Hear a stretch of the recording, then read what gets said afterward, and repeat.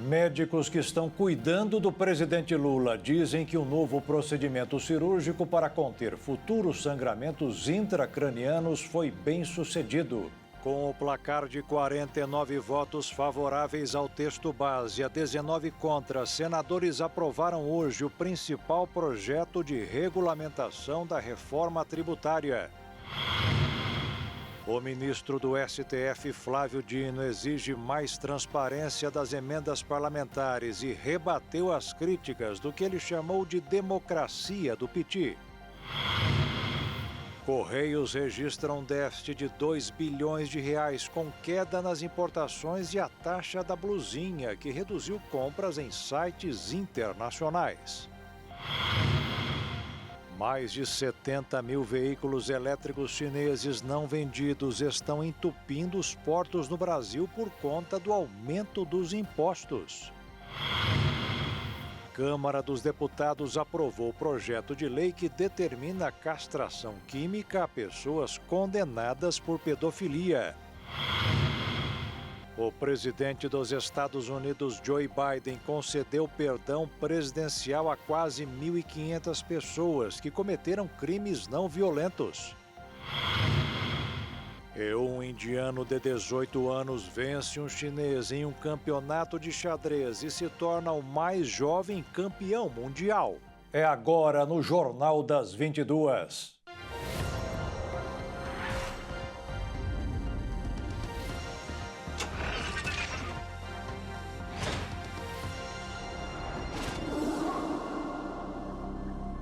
Olá, boa noite. O presidente Lula passou por um novo procedimento médico na manhã de hoje. Segundo os médicos, o trabalho foi bem sucedido. A cirurgia foi para reduzir a chance de futuros sangramentos intracranianos decorrentes da queda sofrida em acidente no banheiro. A previsão é que Lula receba alta no início da próxima semana. O Dr. Calil explicou que o novo procedimento durou menos de 1 hora e foi um complemento à cirurgia anterior. O presidente Lula estava estável e não teve qualquer lesão neurológicas. Segundo o médico, esse novo procedimento não atrasa em nada a previsão de alta prevista para o início da próxima semana. Apesar disso, ele deve seguir tendo alguns cuidados pós-cirúrgicos. O neurocirurgião Marcos Stavalli explicou o objetivo desse novo procedimento e quais benefícios deve trazer ao presidente Lula. Quando ele vinha se recuperando do sangramento do trauma, o coágulo foi diminuindo. De repente, inesperadamente, ele teve um novo sangramento. Este novo sangramento foi retirado. Isto precisa ser previsto, então por isso ele fez esse procedimento de hoje, para não ter mais novos sangramentos. Bloqueou a circulação para o lugar onde ele sangrou. Então agora tem uma segurança máxima. O risco dele ter um novo sangramento é estatisticamente desprezível. É que a gente tem que ter os cuidados normais. Ele está neurologicamente perfeito, está ótimo, conversando. Hoje foi um procedimento para que nós não enfrentemos no futuro o que aconteceu nesta última jornada que ele passou. O presidente Lula teve o dreno retirado no início desta noite. De acordo com o boletim médico divulgado agora há pouco, Lula permanece lúcido e orientado, conversando normalmente e já se alimentou bem e recebeu visitas de familiares. O presidente segue monitorado em UTI com orientação de repouso. O Senado aprovou hoje o texto base do principal projeto de regulamentação da reforma tributária. Os senadores ainda precisam votar as sugestões de mudanças que foram feitas.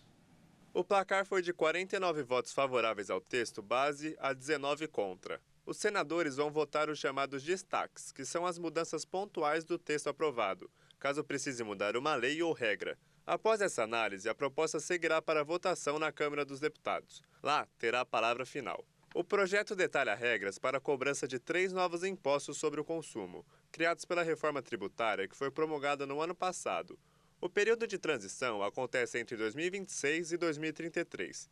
Nesse tempo, o intuito é que 5 tributos sejam unificados: o ICMS, o ISS, o IPI, o PIS e o CONFINS.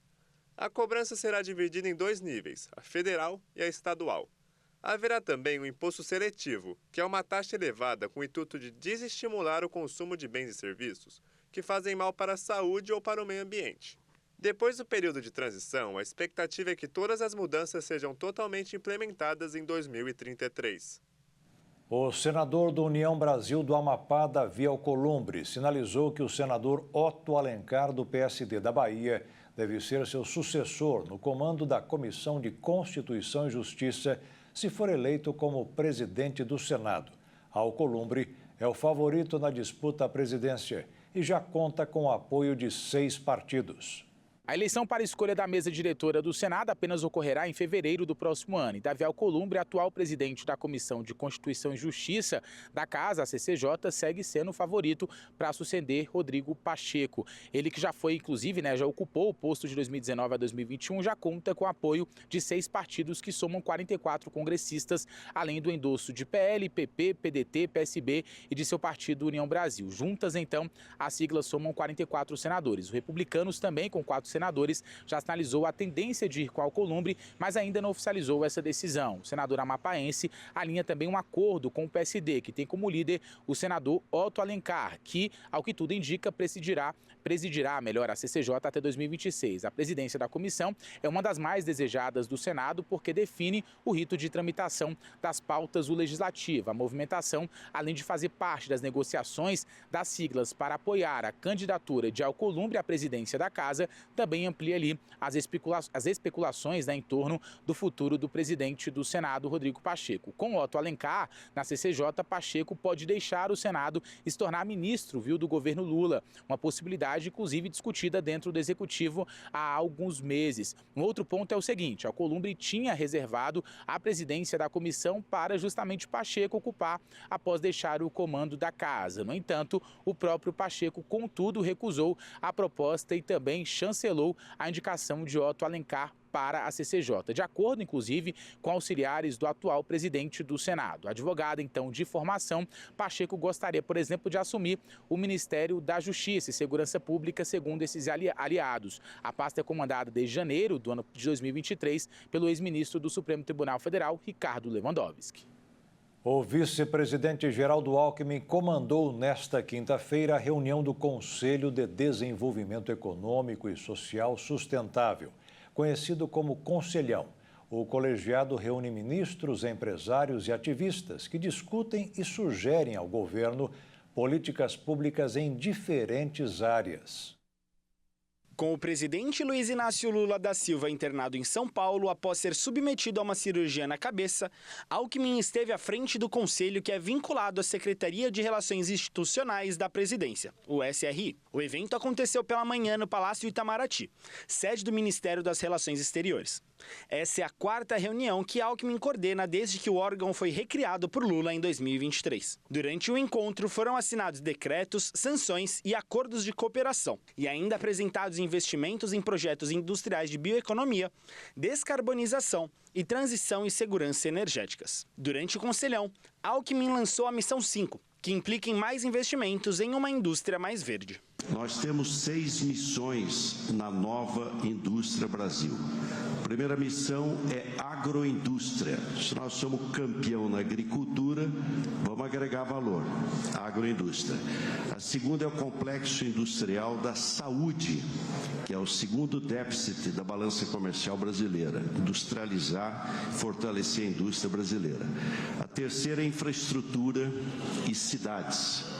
A 4ª é transição digital, chips, semicondutores, toda a parte eletroeletrônica. A 6ª é defesa e soberania nacional. E a 5ª é a que nós estamos lançando hoje, é a transformação ecológica, é a bioeconomia.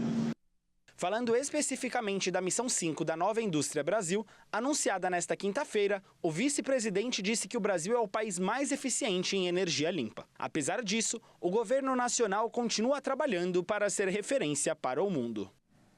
O ministro do Supremo Tribunal Federal, Flávio Dino, rebateu as críticas do que ele chamou de democracia do piti.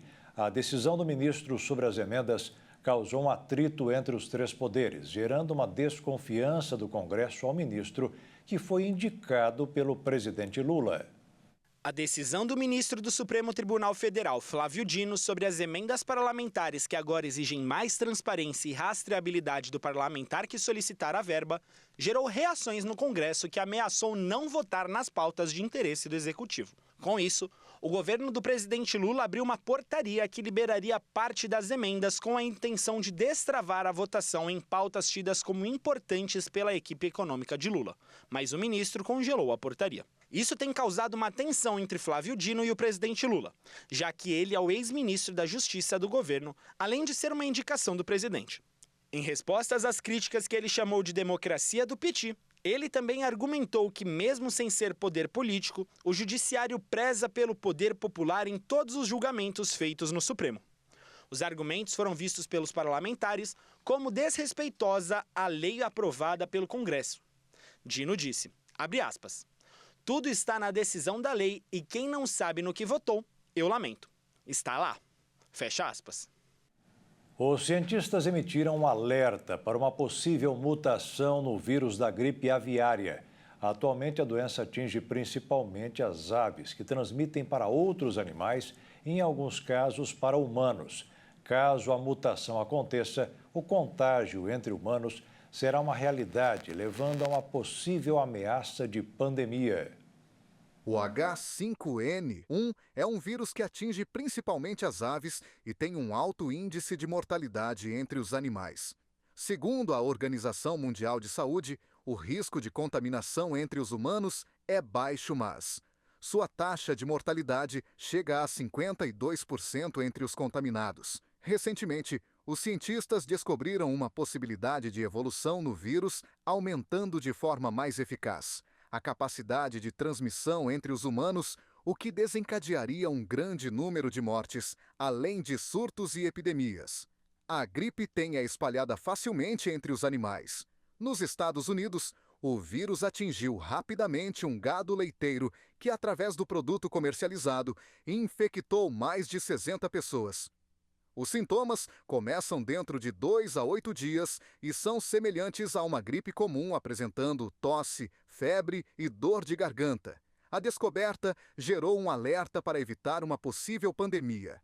A OMS anunciou uma iniciativa de transferência de tecnologias para que países de média e baixa renda possam desenvolver vacinas contra o vírus. No Brasil, a Anvisa já iniciou os estudos clínicos para garantir a segurança e capacidade de gerar imunizantes contra a gripe aviária.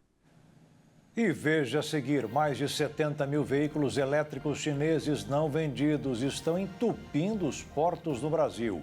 E você vai ver também Correios registraram um déficit de 2 bilhões de reais, com queda nas importações e a taxa da blusinha em sites internacionais.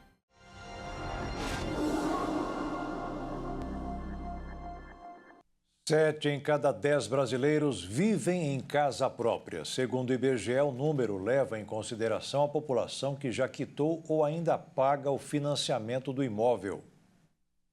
Quase 147 milhões de pessoas moravam em domicílios próprios, o que representa cerca de 73% da população. Esse índice leva em conta imóveis já quitados ou herdados, que correspondiam a 63% da população e 9% dos domicílios próprios ainda estavam com o pagamento em andamento. Em todas as regiões, a maioria da população residia em domicílios próprios sem financiamento pendente. A maior proporção foi registrada no norte, com 72%. Já o centro-oeste aparece como a região com o maior índice de população morando em imóveis ainda sendo pagos. Em 2022, 42 milhões de brasileiros moravam em imóveis alugados. O número representa quase 21% do total de moradores de domicílios particulares permanentes. Outro tipo de condição de ocupação se refere ao domicílio cedido ou emprestado, situação em que o domicílio não é próprio de nenhum dos moradores, mas eles estão autorizados pelo proprietário a ocuparem o domicílio sem pagamento de aluguel. Essa condição de ocupação reunia 5,6% da população brasileira em 2022. A situação de aluguel é mais comum no Distrito Federal e mais rara no Piauí. Em relação à condição cedido ou emprestado, o maior valor foi encontrado em Mato Grosso do Sul e o menor em Santa Catarina. Com mais de 1.000 empresas e bancos reunidos a fim de ajudar os brasileiros a quitarem as dívidas, o Feirão Serasa Limpa Nome foi estendido até o próximo dia 20 de dezembro.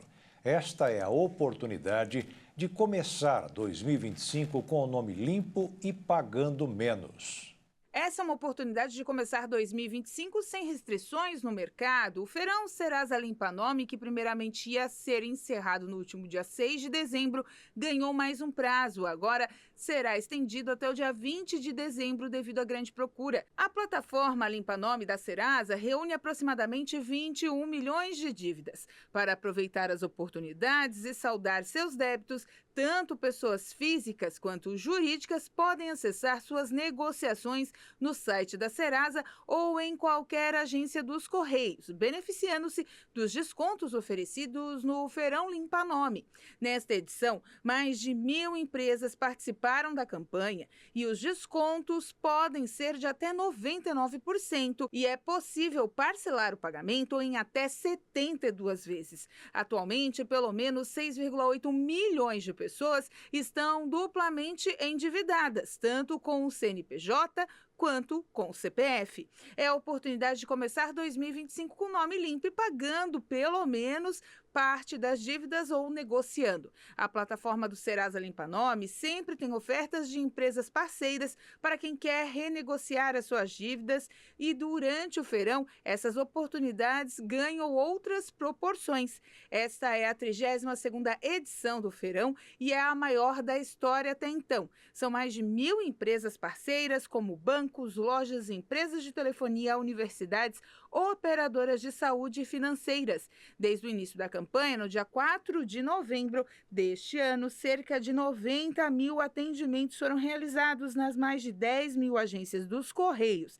Bahia, São Paulo e Paraná foram os estados onde tiveram as maiores procuras pelo mutirão. Os Correios registraram um déficit financeiro de 2 bilhões de reais nos últimos 9 meses do ano. Com queda nas importações, a taxa da blusinha reduziu compras em sites internacionais, impactando a receita e agravando a situação financeira da estatal. Os Correios registraram um déficit de mais de 2 bilhões de reais nos primeiros 9 meses de 2024, colocando em evidência os desafios financeiros enfrentados pela estatal. Apesar de rumores que atribuem o prejuízo exclusivamente à cobrança de impostos sobre compras internacionais de até $50, popularmente conhecida como taxas das blusinhas, economistas destacam que a questão vai muito além dessa medida, implementada apenas em agosto. Entre os principais fatores apontados está o impacto de um déficit acumulado de cerca de 1 bilhão, herdado de gestões anteriores, somado à queda de receita gerada pela ausência de reajustes tarifários nos últimos 5 anos. Além disso, o programa Remessa Conforme, que introduziu novas regras para importações, contribuiu para uma redução significativa no volume de encomendas internacionais. Outro elemento agravante é o histórico problema do fundo de pensão da estatal, que sofre com anos de má gestão e a falta de novas adesões desde 2008. A ausência de modernização estrutural e operacional dos Correios também é considerada um ponto crítico, afetando a competitividade da empresa em um mercado cada vez mais dominado por plataformas privadas de logística. Em nota, a estatal ressaltou que o atual quadro financeiro é resultado de um processo de sucateamento herdado da gestão anterior, que estava em meio a um plano de privatização. A nova administração destaca estar tomando medidas para reverter o cenário, incluindo estratégias para recuperar receita e modernizar a operação. Nesta quinta-feira, o dólar voltou a ter uma leve alta após 2 sessões de recuo impulsionados por temores fiscais. E a divulgação da taxa de juros anunciada ontem pelo Comitê de Política Monetária, elevando assim a Selic para 12,25% ao ano, o que prevê novos aumentos de 1 ponto percentual em janeiro e março do ano que vem. O dólar encerrou o dia em alta de 0,69% e a cotação ficou em R$ 6,00. E a Bolsa de Valores ficou em baixa, chegando a 2,74%, aos 126.042 pontos. As vendas de veículos novos cresceram neste ano. Segundo a Anfávia, o mercado brasileiro é o que mais cresce no mundo. As vendas de veículos novos cresceram 15% em 2024, quando comparado aos 12 meses anteriores. De acordo com a Associação Nacional dos Fabricantes de Veículos Automotores, esse é o maior crescimento percentual do setor desde 2007. No ano, o Brasil teve o maior crescimento entre os 10 principais mercados globais de veículos, por conta do investimento de 180 bilhões de reais anunciado pelas montadoras. Segundo o levantamento da Anfavea, somente no segundo semestre do ano, o setor cresceu 32%. Com isso, o Brasil, com 15%, fica à frente de países como Estados Unidos, Canadá, Alemanha, Índia e China. Para 2025, a Anfavea prevê um crescimento de 5,8% nos emplacamentos de veículos leves, passando de 2,5 milhões para 2,6 milhões unidades. A estimativa foi reduzida pela associação depois da decisão do Comitê de Política Monetária, elevou a taxa básica de juros do país em 1 ponto percentual, chegando a 12,25% ao ano. Já em relação às novas tecnologias, de janeiro a outubro deste ano, e terceira posição. Mas o perfil do consumidor mudou, e a partir de outubro, os híbridos deram um salto e, segundo projeções da Anfavea, vão fechar o ano na liderança de vendas. Os portos no Brasil estão entupidos de carros elétricos. Com mais de 70 mil veículos chineses não vendidos, a decisão de encher os portos são da montadora chinesa BYD, que tenta evitar novas alíquotas do imposto de importação. Os impostos que estavam zerados desde a década passada como estímulo ao mercado de elétricos no Brasil e atraiu a BYD para o país. Contudo, as montadoras nacionais pressionaram o governo para a volta dos impostos sobre os veículos elétricos importados e ganharam apoio do presidente Lula. O governo começou a restabelecer as alíquotas do imposto em 2024 e o plano é aumentar gradativamente para 35% até julho de 2026. E veja a seguir, o presidente dos Estados Unidos, Joe Biden, concedeu perdão presidencial a quase 1.500 pessoas que cometeram crimes não violentos. E você vai ver também, Marinha coloca veículos blindados por tempo indeterminado em frente ao hospital onde uma médica da Marinha foi baleada e morta no Rio.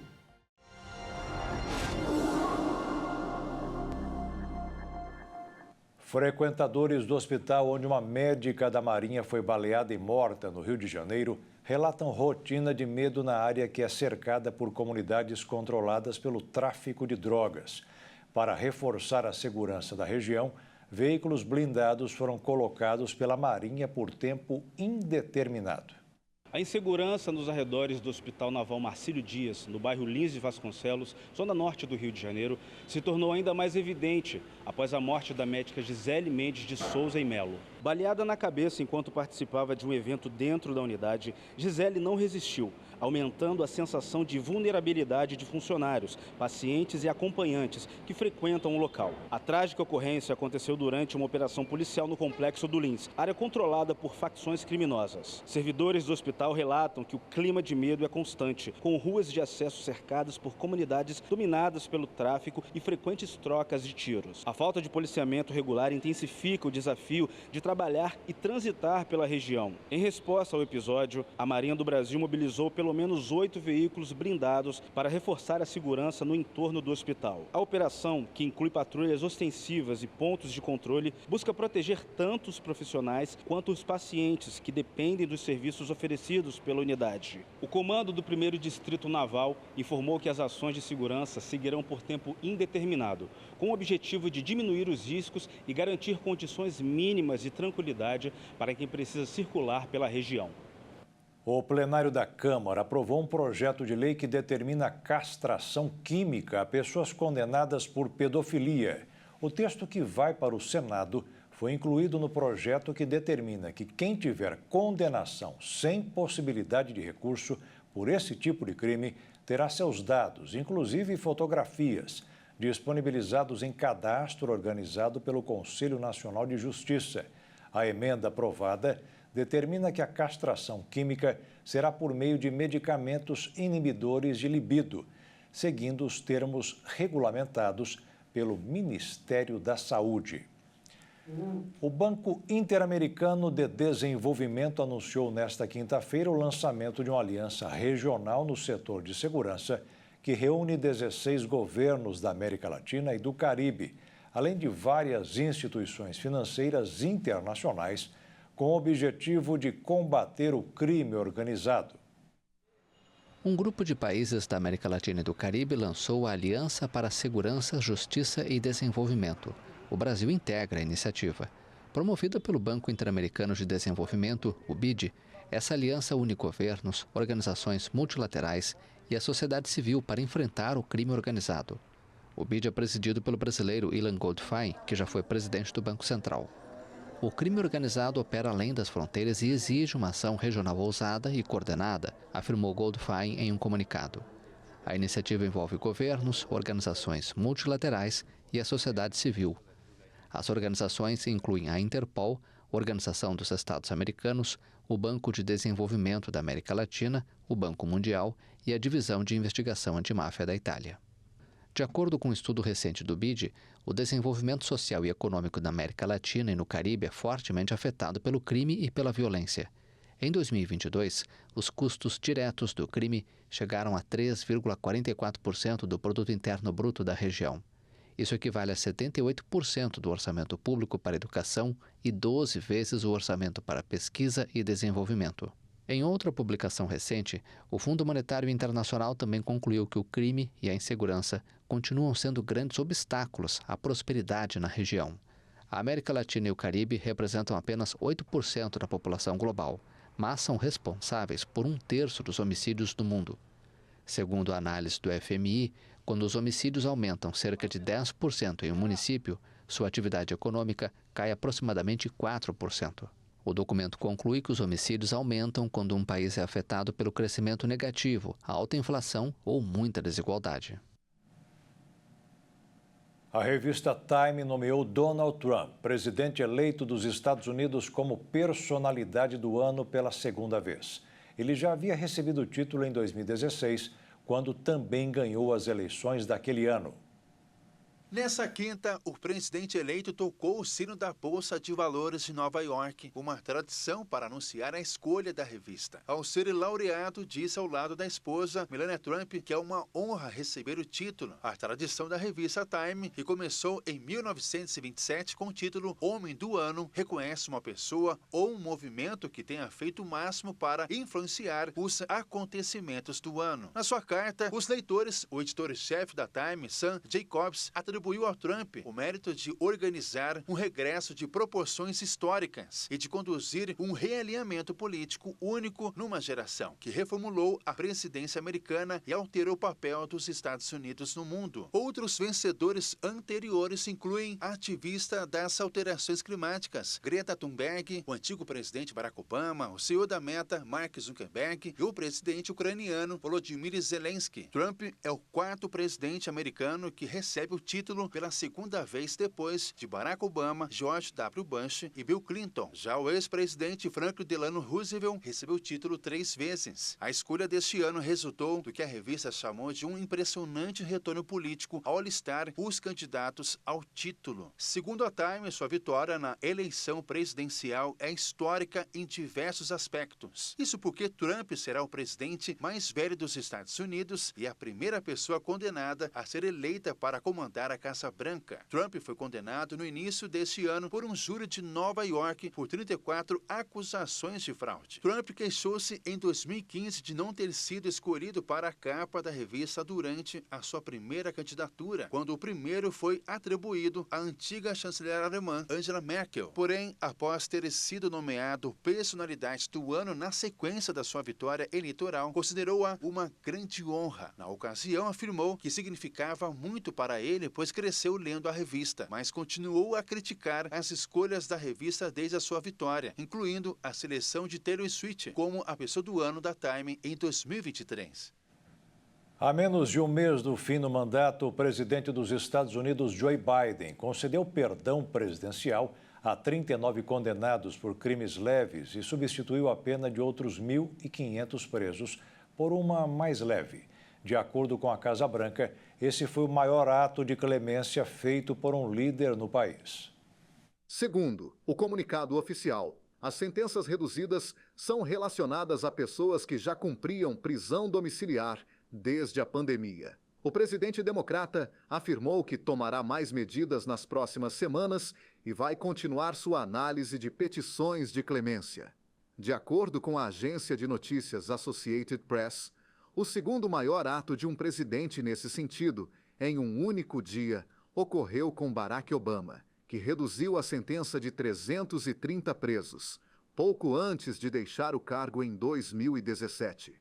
Em uma declaração divulgada pela Casa Branca, Biden defendeu que a América foi construída com a promessa de possibilidade e segundas chances. O perdão e as comutações de pena acontecem dias após o democrata conceder indulto para seu filho, Hunter Biden, condenado em 2 processos, medida que abre precedente para os próximos governos.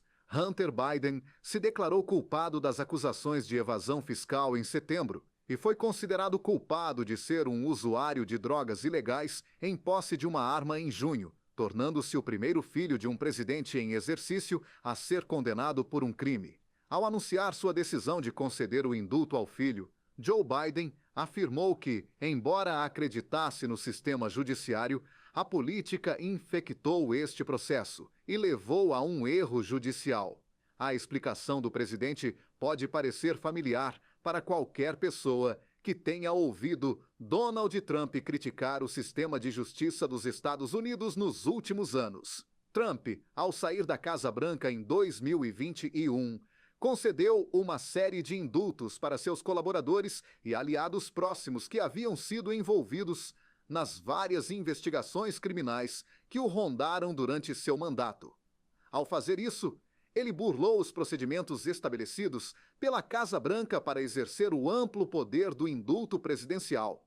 E embora ele tenha sido criticado por essa ação na época, houve poucas consequências políticas.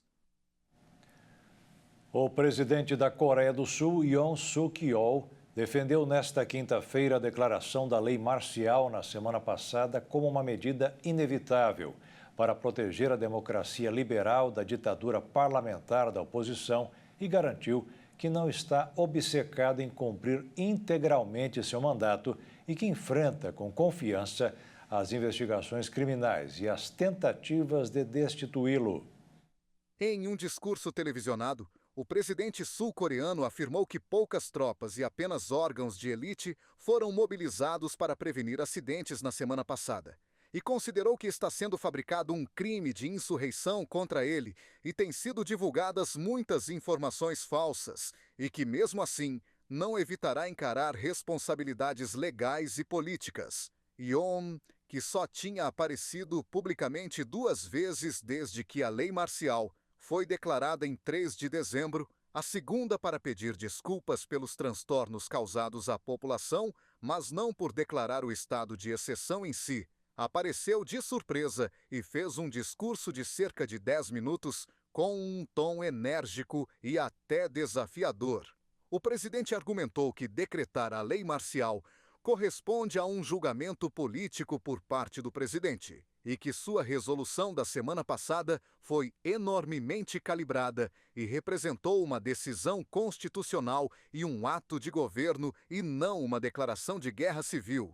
Yoon, que está sendo investigado, entre outras coisas, pelo crime de insurreição, que pode implicar em prisão perpétua ou pena de morte, afirmou ainda que, se realmente quisesse paralisar a Assembleia Nacional, teria declarado a lei marcial no final de semana.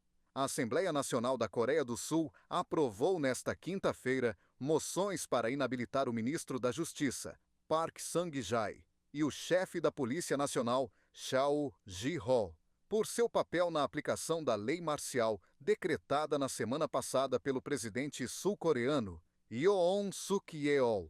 Os partidos da oposição, que têm maioria no Parlamento Nacional, fizeram avançar 2 iniciativas para suspender o ministro e o chefe da polícia das suas funções, que entrarão em vigor assim que concluídos os procedimentos necessários. Seo Jae-oh, comissário-geral da Agência Nacional de Polícia Sul-Coreana, também está preso por decisão das autoridades sul-coreanas, no âmbito da investigação sobre a aplicação da lei marcial. Apesar deste destacamento policial e do envio de uma unidade das Forças Especiais sul-coreanas à Assembleia para tentar impedir o acesso dos parlamentares e até tentar despejá-los à força. Um número suficiente de deputados participou em uma sessão extraordinária em que foi votado o fim da lei marcial, poucas horas depois de ter sido declarada. Israelenses e palestinos sinalizam novos esforços para buscar um acordo de cessar-fogo, primeiro em um ano, para interromper os combates em Gaza e devolver a Israel pelo menos alguns dos 100 reféns ainda mantidos no enclave palestino. O otimismo cauteloso surge no momento em que Jake Sullivan, assessor de segurança nacional do presidente dos Estados Unidos, Joe Biden, mantém conversações com o primeiro-ministro Benjamin Netanyahu em Israel na quinta-feira, antes de ir para o Egito e o Catar, com mediadores com os Estados Unidos em um acordo. Um diplomata ocidental na região disse que um acordo israelense com o grupo militante palestino Hamas estava tomando forma, mas provavelmente seria limitado em seu escopo, envolvendo a libertação de apenas alguns reféns e uma breve pausa nas hostilidades. Basen Naim, uma autoridade sênior do Hamas, afirmou que qualquer autoridade do ZEUA teria que aplicar pressão real para fazer com que Netanyahu e seu governo aceitem a proposta de trégua dos Estados Unidos de 2 de julho e a resolução da ONU que o Hamas disse ter aceitado sozinho. Essa trégua seria apenas a segunda desde o início da guerra, em outubro de 2023.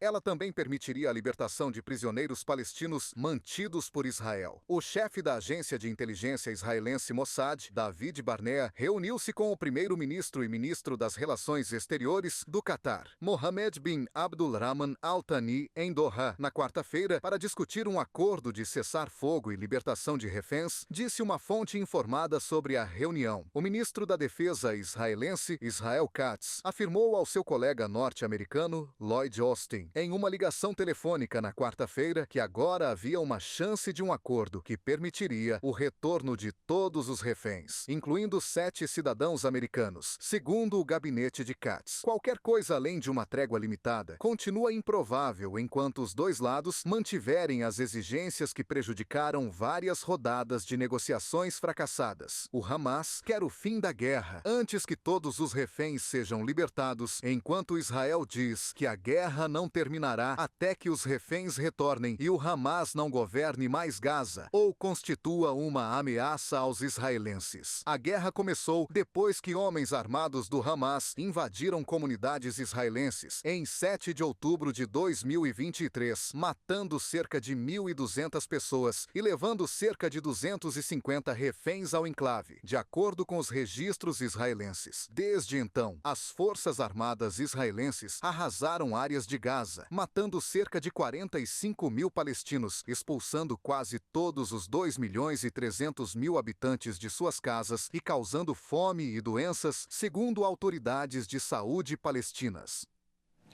A Assembleia Geral da ONU exigiu ontem, por ampla maioria, um cessar-fogo imediato e incondicional em Gaza, em uma resolução de valor simbólico que foi rejeitada tanto por Israel quanto pelos Estados Unidos. E veja a seguir, fábrica de leite no Rio Grande do Sul está sendo investigada pelo Ministério Público por suspeita de adicionar soda cáustica no produto. E você vai ver também, indiano de 18 anos vence um chinês em um campeonato de xadrez e se torna o mais jovem campeão do mundo.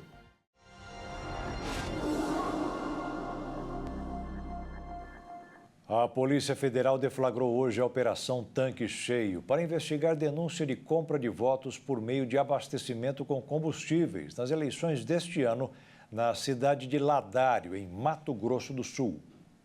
A Operação Tanque Cheio da Polícia Federal foi deflagrada nas primeiras horas da manhã de hoje. Foram cumpridos 3 mandados de busca e apreensão em Corumbá e também Ladário, cidades que ficam no Pantanal, aqui no Mato Grosso do Sul. Bom, durante a ação, foram apreendidas mídias com conteúdo digital, documentos e também objetos relevantes para o inquérito aberto pela PF. Tudo será submetido a análises periciais que vão ajudar no aprofundamento das investigações e na identificação de outros envolvidos no caso. Um dos locais alvos da ação foi um posto de combustíveis que fica em Ladário e pertence ao filho de Munir Sadek, que foi eleito este ano pelo PSDB com quase 60% dos votos para comandar a cidade a partir do ano que vem. Ladário é um município que tem pouco mais de 23 mil habitantes e fica vizinho a Corumbá. A denúncia que chegou à Polícia Federal seria de um caso de compra de votos por meio de abastecimento com combustíveis. A defesa de Munir alega que a denúncia foi feita por um opositor que tem cunho político e que tudo foi explicado e passado para a Polícia Federal. Em 2020, Munir foi alvo de outra operação da PF chamada Posto Exclusivo, que investigava crimes de corrupção envolvendo licitações da Prefeitura de Ladário com uma fornecedora de combustíveis em 2020. Era apurado um colunho com servidores públicos envolvendo a empresa, que era a única fornecedora do produto no município, vencendo assim licitações seguidas com suspeitas de fraudes. Munir também já foi preso no passado, acusado de tráfico de pessoas e responde a processos por favorecimento à prostituição e corrupção ativa. Ele é investigado pelo Ministério Público Federal e pela PF há mais de uma década. O mercado de carnes brancas no Brasil, tipo exportação, subiu em 2024. Esse novo cenário tem ajudado muito os produtores e comerciantes. Sustentados pelo consumo interno e pela abertura de novos mercados do exterior, a Associação Brasileira de Proteína Animal emitiu uma nota comemorando o crescimento da produção e da exportação de carne de frango e suína no país, atingindo novas máximas históricas em 2024 que devem se seguir em 2025. As projeções para o ano ficaram praticamente estáveis para o setor de carne de frango, enquanto em suínos os resultados esperados são um pouco melhores do que a expectativa divulgada em agosto. Em nota, o presidente da associação, Ricardo Santin, disse que o quadro econômico brasileiro deverá manter sustentados os níveis de consumo do mercado interno, apoiados pela manutenção e competitividade do setor.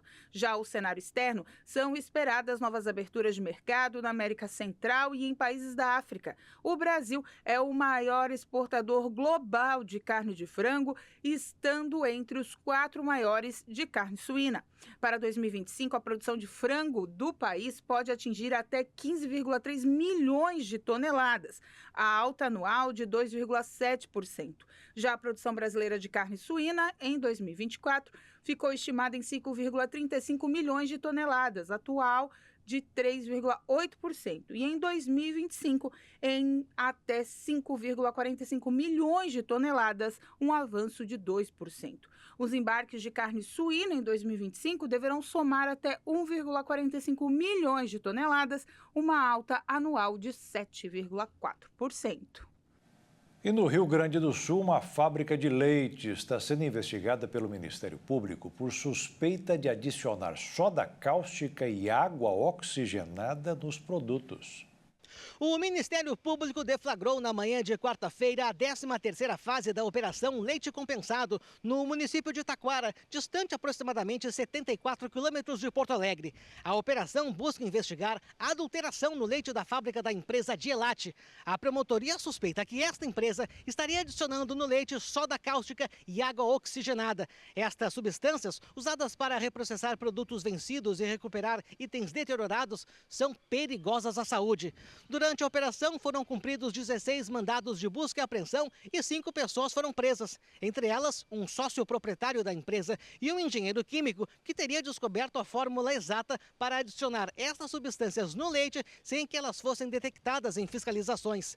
De acordo com o Ministério Público, os produtos da Dielat têm ampla distribuição no Brasil e são exportados para a Venezuela. Conforme o Tribunal de Contas do Estado, a empresa já venceu licitações para fornecer leites a escolas de pelo menos 7 cidades gaúchas. Agora, exames que já estão em andamento irão identificar quais os lotes contaminados. Entre as marcas alvos da operação comercializadas no Brasil estão Megalac, Megamilk, Tentação e Cotal. Na Venezuela, os produtos levam o nome de Tigo. Em nota, a Dielat manifestou, abre aspas, surpresa diante da divulgação de infundadas suspeitas sobre a regularidade da sua atuação industrial e dos produtos por ela comercializados. Fecha aspas. A nota diz ainda que a empresa interrompeu temporariamente as atividades até o fim das investigações. O Senado aprovou hoje a indicação do general Guido Amin Naves para o cargo de ministro do Superior Tribunal Militar. Foram 51 votos a favor e 3 contra. A indicação para a vaga foi feita pelo Alto Comando do Exército, apoiado pelo presidente Lula para suceder o atual ministro após a sua aposentadoria. Atualmente, o militar comanda uma área que abrange todo o estado de São Paulo, com 20 mil militares. O general construiu um longo currículo ao longo de sua carreira, o que favoreceu a sua indicação e posse do cargo. Amin realizou diversos cursos militares, entre eles o bacharelado em Ciências Militares e o mestrado em Operações Militares. O relatório da Polícia Federal revelou que o general e outros 4 militares são alvo de críticas dos líderes do movimento contra a democracia, justamente pela sua opinião forte e contrária a muitos. O câncer ganhou terreno e pode virar a principal causa de mortes no Brasil. As doenças relacionadas ao câncer lideram o ranking de mortes nos últimos anos. Os especialistas alertam a mudança de cenário e reforçam os cuidados que o país deverá desenvolver para lidar com a situação. O Brasil está passando por uma transição epidemiológica. Atualmente, o número de mortes por câncer em muitas cidades do Brasil está superando o número das doenças cardiovasculares que lideram o ranking nas últimas décadas do país. A transição já foi observada em países mais ricos. E agora acontece nas nações de renda média, como é o caso do Brasil. O fenômeno foi analisado por diversas instituições nacionais e internacionais. Mais de 5 mil municípios brasileiros foram analisados e os dados revelaram que em 20 anos, o câncer teve um crescimento de 8% com tendência a aumentar cada vez mais. Inicialmente, o câncer era a principal causa de morte em 366 cidades brasileiras. Nos últimos anos, esse número saltou para 727 cidades. De acordo com a Sociedade Brasileira de Oncologia Clínica, o câncer registra mais de 20 milhões de novos casos por ano em todo o mundo. A projeção é que em 2050, esse número vai subir para 35 milhões de casos. Os pesquisadores esperam que os dados coletados ajudem a melhorar os serviços de saúde no Brasil, além de ampliar as campanhas de prevenção, políticas públicas e autocuidado.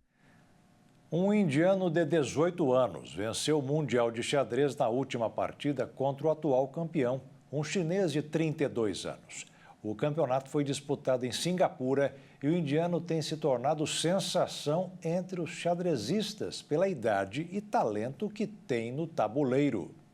Gujesh Domarajo, de 18 anos, é o atual campeão mundial de xadrez. Em partida considerada parelha contra o atual campeão chinês Jing Liren, o indiano estava empatado no 14º jogo. Contudo, o jovem atento à partida aproveitou o erro do chinês no lance 55 e assumiu a liderança e forçou a desistência de seu oponente. Checkmate. Assim, a jovem promessa se tornou o segundo indiano a ser campeão do mundo de xadrez. Mas esse não foi o primeiro grande feito do garoto. Em 2022, quando tinha 16 anos, ele chocou o mundo e venceu um dos grandes nomes do xadrez, o americano Fabiano Caruana, e conquistou a medalha de ouro nas Olimpíadas de Xadrez. No mesmo ano, o prodígio ganhou de outro gigante, o norueguês campeão mundial Magnus Carlsen. Com apenas 18 anos, o indiano já é dono de 2 medalhas olímpicas e hoje assumiu o pódio como o melhor jogador de xadrez do mundo. E o Jornal das 22 termina aqui. Muito obrigado pela sua audiência. Uma boa noite para você e fique na paz.